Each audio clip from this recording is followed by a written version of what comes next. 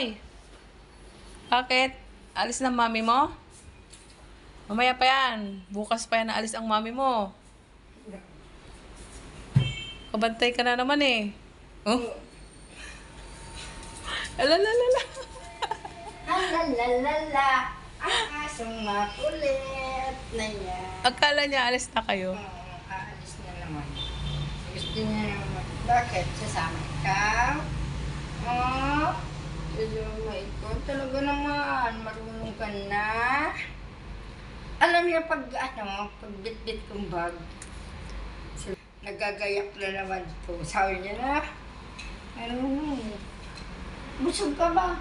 Oo naman, busog na yan. Ito, may pagkain ka doon, nalagyan kita ah. Wow, ang puy-puy, mahaba ng buhok niya. 500 na naman yan po eh. Kasunod, paiksian natin yung buntot niyo. Ba, ang ngayon gini-gini. Ang baho. Ang baho naman ang bunganga niyan. Hindi nakatupras. Pero ang puti ng ilo. Magbaba. Ikalik. Ko, iwan na naman si Poy.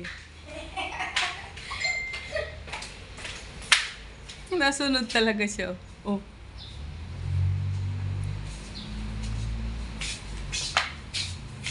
Wow, Ay, ala. Sasama daw siya. Atay.